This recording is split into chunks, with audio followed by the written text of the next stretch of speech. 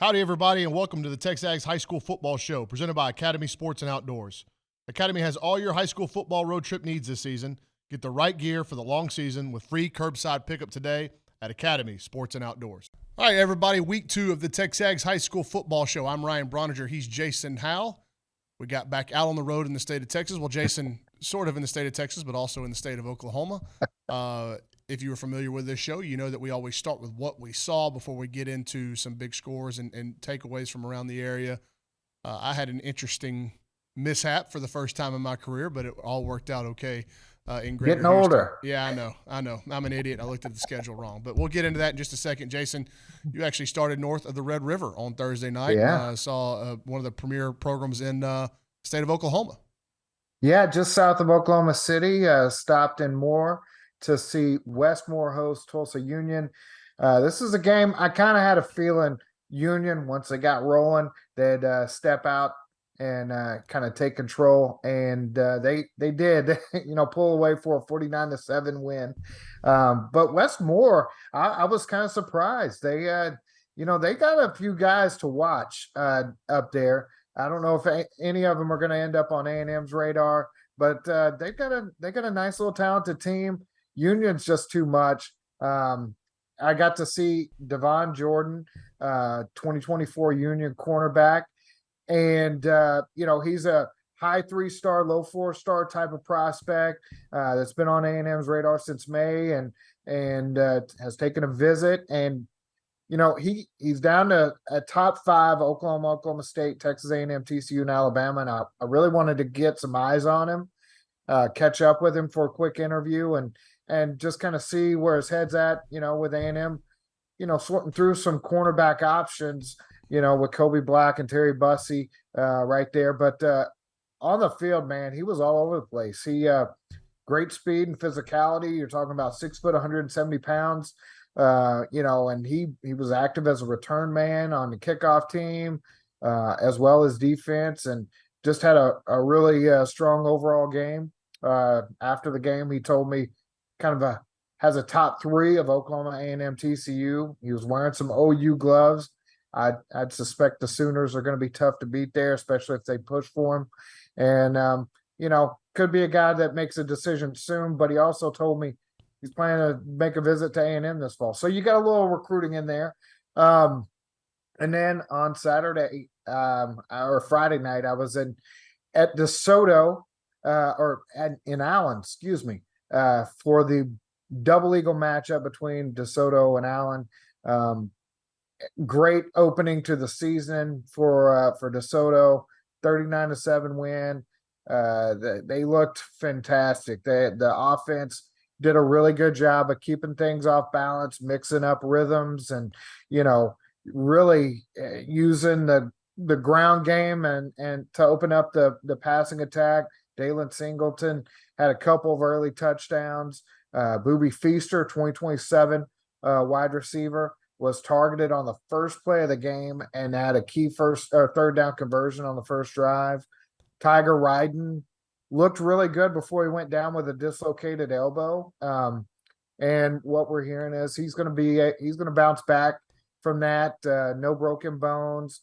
Not sure as far as how long he's going to be out, but it sounds like it's a pretty positive prognosis, moving forward with him. And Sal Reyes plays his first game in the state of Texas, wearing a Texas A&M visor from his brother Antonio. So, he looked good out there, had some solid moments. And then Zena Amosolo for Allen was the guy that A&M fans are going to want to watch. He played all over the field for the defense there in Allen, played with a lot of effort, had his hand in the dirt at times, came off the edge in a 2-point, and even got his feet wet, playing on the second level there and at linebacker, and looked he was very active. And I thought overall had a really solid game from an effort and from a first game standpoint, moving around as much as he did.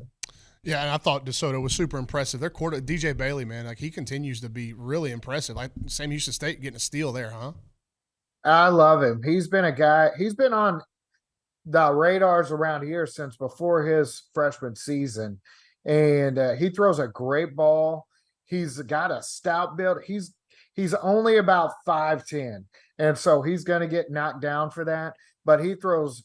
He's got great zip on his ball. He's very accurate, and he makes quick decisions. So in that offense, he mixes it up really well, and he can hurt you with his legs if he needs to. But he's got championship pedigree for a reason, man. He's been leading teams to championships since he was in Pee Wee. Well, I got my coverage of the year started on Thursday night at Woodforest Bank Stadium. Aldine Nimitz against Grand Oaks. Went there to see 2026 A&M quarterback offer Grant Smith. Came away really impressed with Aldine Nimitz. And the two things that really stood out was their defense, coordinated by former Texas Longhorn and Ozan Panther Ben Wells. They were fantastic on the night, forced 4 interceptions. On Grant Smith's first drop back of the game, he didn't see a safety and forced the ball into coverage, and he got an interception. And from then on, you could tell, like, the Aldine Nimitz defense was 4 or 5 steps ahead of the Grand Oaks offense, and it was just a dominant performance. And I think a surprising scoreline for a lot of people in Greater Houston that Aldine Nimitz went in there and, like, handled that game comfortably, 20-7 win over Grand Oaks. But I was also introduced to 2026 wide receiver from Aldine Nimitz, Malachi Augustus. And if you'll know, this A&M fan watching this, that Aldine Nimitz program hasn't produced a ton of A&M players, but the ones that they have, Aaron Glenn, Jason Glenn, Dante Hall. Pretty big names in Aggie lore right there. A name to keep an eye on at a program that's been pretty fruitful for the Aggies, Aldine Nimitz, is Malachi Augustus. Good wiggle, good frame to grow on. I think this is a kid that, and in talking to him after the game, I think he's working to set up a visit to Texas A&M this spring, this fall. The Friday night is where I had my issue. Okay, so I looked at the schedule and I was getting ready to go see Humble Summer Creek against Klein Kane, see Xavier Atkins and all those guys. I even talked about it last week on our high school football show. And I show up to Klein Memorial Stadium, and I get there early, and I see Fort Bend ISD buses pulling up, and I see Fort Bend Marshall getting off the bus. So I call one of my contacts on the coaching staff. I'm like, "What are y'all doing here?" He's like, "What do you mean? What are we doing here? Like, we play here." So it turns out I looked at last year's schedule, which had Klein Kane hosting that game against Summer Creek. By the time I realized my mistake, it was too late to get credentialed over at Turner Stadium. It was also because of the time of the day, Friday night at about 5 p.m., it was going to take me about an hour and a half, hour 45 minutes just to get to Humble from Klein in that Houston traffic. So I stayed there. And obviously Fort Bend Marshall loaded with talent. Got to see a thrilling game, an overtime win for Fort Bend Marshall, 21-15. And their underclass, like, this is a really talented Fort Bend Marshall team, but they're not as deep along the line of scrimmage, and they're also very young, very young. Yeah. A lot of their best players are juniors and sophomores. So I think it'll take them a couple of weeks to kind of get their feet wet. But 2025 receivers Andre Feast and Jacaden Ferguson were awesome in the game. Feast caught the game-winning touchdown pass. Ferguson, the nephew of Robert Ferguson, who has a very nice offer list, had a touchdown catch in that game as well. And here's a name to keep an eye on, Jason. Fort Bend Marshall has a history of going and getting other sport athletes, putting them on the football field, and then turning out to be highly recruited kids. They have a 6'9", 250-pound defensive lineman named DeMarcus Johnson, who they plucked off the basketball court. He is extremely raw, but the athletic gifts are there in a big way. And all it's going to take is a couple of weeks of tape for this kid.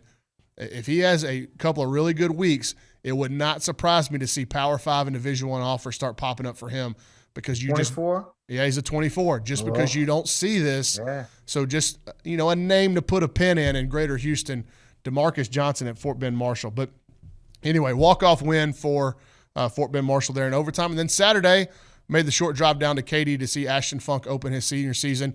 And much like he did last year against Cy Ranch, where he was blocking Ashton Portal, who signed with Oregon, I just thought the second half you could see him the gears really started working in unison, and he really started hitting his targets. And, he was good in the first half, but in the second half, it was another level of putting people in the dirt. We saw him pull a little bit and use his athleticism. He's so technically proficient, and he's so smart. It's as high of a floor of an offensive lineman as there is in the state. There's it's hard for me to envision Ashton Funk not being a quality college football player because of all the traits that he's already got. Like, you don't have to like do a lot of wishing and dreaming on, man, if he does this, this, and this, he'll be a good player. He's got a lot of it already, and he showed it, especially in the second half in a 31-0 win over Cy Ranch. So I was really pleased with him. Well, that's why we got Ashton in the top 10 in the state. Yeah. I mean, we could go down the whole list on. You know, he reminds ranking, me of but, in terms of how we're scouting him and like kind of what he is. He reminds me of Cam Dewberry. You know, like Cam Dewberry coming out was like you knew he was going to be a quality player. Like there was too many traits that he had already even as a young offensive lineman that translated well to the next level. Ashton's the same way. So many traits already that are going to translate to big-time college football. So doesn't surprise me there. And Katie Tompkins actually 31-0 without Wyatt Young, who I think is one of the more underrated players in Greater Houston, just decommitted from Rice. And I think he's going to have a lot of suitors. Once he gets that hamstring fully healthy, they could be a problem. They could be a real problem. So any games in Dallas that stood out? I mean, obviously that DeSoto-Allen scoreline I thought was really eye-opening. I also think Lovejoy pulling away from College Station up there was really eye-opening. Yeah, I expected that to be like a one-score ball game, and Lovejoy, man, they did some work. Melissa over Argyle. Melissa. I had Argyle in the state championship game, and Melissa said, "Okay, we'll see about that." Yeah, and you said, "Hey, they're ranked number 1 in the state," and I was kind of like, "Okay, yeah, we'll see." So that's an eye-opener right there. Melissa making everybody take notice. Anna over Decatur, staying in some of the smaller school, 37-30 there. Here's one that's a little bit off the radar, but Arlington Seguin over Midlothian, 21-7.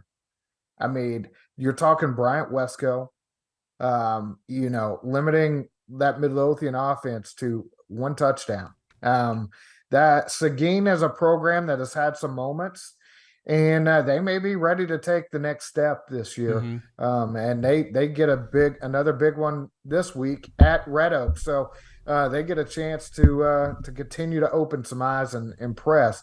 But 21-7 over Midlothian definitely had my attention. I got one in Houston and a couple in Southeast Texas. North Shore, again, we thought maybe the Woodlands could ask some questions, and North Shore did what North Shore does. Just whenever you start to kind of poke and prod them about, are they going to be as talented? Just like Duncanville, man. Like they're a horse, they're a machine, and they end up blowing out and pulling away from the Woodlands there in the second half. And then 2 in Southeast Texas that really caught my eye. Port Arthur Memorial pulls away from P&G. You talk about young talent on a team. Port Arthur Memorial is loaded in their underclasses. So again, could they just keep getting better and better as the year goes on? P&G lost a lot off of that, a lot of skill talent off last year's state finals team. So they're still big up front, and they're going to be a really good quality. That's a good quality P&G team. Port Arthur Memorial kind of ran off and left them. And then another one in Southeast Texas, and I think this is a program that over the last 2 years down there has started to win, and they off the radar for a lot of my life. They haven't really done much, but the last couple of years they're coming on. It's Hampshire Finette. They beat Lumberton by 2 scores in week 1. And they now have found themselves in the 4A Division 2. 4A Division is it 2 Division 1. 4A Division 2, I think top 10. The Hampshire Finette Longhorns. So really good win for them down there, and that caught my attention. I tell you what, I do have a couple big performers I want to call out. Unfortunately, they're committed elsewhere, but Parker Livingstone for Lovejoy, 12 receptions, 252 yards, 3 touchdowns, and a 52-yard touchdown pass to open the season. That's just a monster effort there. Kudos to him. Sticking at receiver, LSU commit, 2025 Duncanville receiver, DeCorian Moore. He's a 5-star for a reason, folks. 7 receptions, 281 yards, 3 touchdowns. Those touchdowns were of 71, 79, and 89 yards. And then a new guy that I have yet to see him. I just did a little bit of research on him. Trenton Yancey, 2027 wide receiver from Arlington Lamar, 6 foot, 175 pounds, 3 receptions, 135 yards, and a touchdown. Wow. That's 45 yards per catch. and a 49-7 win over Timber Creek. So, yeah, just go ahead and write down Trent Yancey as someone you might want to put on your radar. A little SMU offer right Yeah. now. I got a feeling that's going to get a little bigger. All right, what's your week look like this coming weekend? I'm going to be busy. Starting on Thursday, I'll be at Dallas Skyline for them as they host Garland Lakeview Centennial. Get to see Skyline linebacker Bo Barnes out there and watch them do some work. Then on Friday, I'm sticking with DISD, and I'm going to see Sock and Lancaster. Another big linebacker target, Jaden Shelton for Sock, 2025 there. And then I'm going to close out the weekend. I'm going to be pulling double duty because Saturday it's Duncanville and Rockledge, Florida at 6 p.m. So I'm going to be tuned into A&M game and trying to keep an eye on Duncanville. A&M just offered KJ Ford, who's coming off a monster effort. He's a 2026 defensive end. He has all the tools to be a really, really looks like the next player. Colin Simmons up there. Yeah, he is. He's something special. He's been tearing up the camp circuits and playing up for a long time, but this is his first year really on varsity. And 2025 cornerback Javian Holiday, another Texas A&M offer to go with Colin Simmons, Caden Durham, and DeCorian Moore.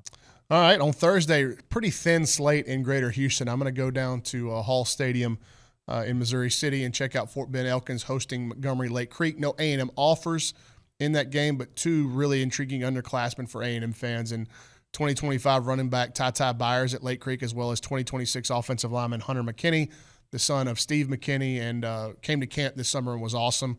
And I think the A&M coaching staff just wants to see a little bit more game tape, but it's pretty safe bet that if he continues to play well, he will get an offer pretty soon. It's hard to imagine. I don't know. I have to talk to Steve. It's hard to imagine Hunter being allowed to go anywhere else other than Texas A&M. And then on Friday night, I'm going to the east side of Houston, northeast side of Houston, and going to see Silsbee travels to Huffman-Hargrave. Obviously, A&M commit Draylon Miller there.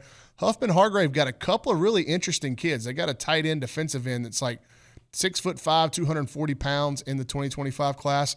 They've also got a wide receiver, Nolan Cook, in the 26 class, who came to A&M camp and didn't know who he was, but just kept watching him run routes and get open. And I was like, just went up and said, "Hey man, who are you? Where are you from?" And Nolan Cook from Huffman-Hargrave. And so interesting to see how Silsbee is the matchup against them. And then it's always fun to me when you have a small town kid like Draylon Miller. What do opposing defenses? How do they try to cover him? Because I've seen three guys, like when Rashad Paul was going at Bremond, even times with LaGrange at Bravion Rogers, you'd see three guys, roll to that side of the field when they were at wide receiver. So hopes and prayers. Yeah, hopes and prayers. Always interesting there. And then I think K. Drawn on Thursday is going to be at Texas City against Galveston Ball down there on the island. And then his Friday game, let me see if I'm going to check. This is like kind of on-air production meeting kind of stuff. I think he sent me his Friday game. Let me look that up just 1 second. He is going to he's probably going to go see Belleville plays at Stafford on Friday night, which is DJ Sanders, 2025 defensive tackle, who we both are extremely high on.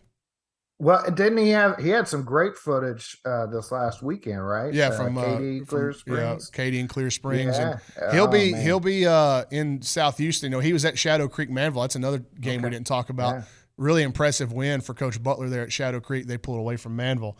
But any kind of South Houston stuff, he's probably going to take for the year because he lives down there and he's doing a good job for us. So, all right, any other games this week stand out for you, Jason? I know in Houston we've got Katy against the Tascasite is the big one. I'm looking at Alito at Denton Geyer.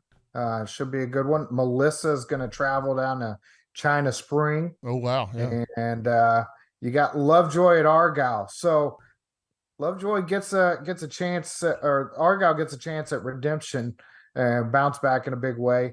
And then you got the Dallas Super Bowl, Carter at Kimball. So should be a good one. Austin Westlake and Converse Judson's a big one. And then for A&M fans, want to keep an eye on, Houston Legacy travels to Jasper. So a lot of A&M offers and commits in that game there in Southeast Texas. All right, Jason, we're getting ready to get on the road. Week 2, I'm pumped. I've got my feet wet, and let's keep rocking and rolling, man. Absolutely, man. For Jason, Great time of year. yeah, for Jason Howell, I'm Ryan Brauninger. Thanks for tuning in to the TexAgs High School Football Show.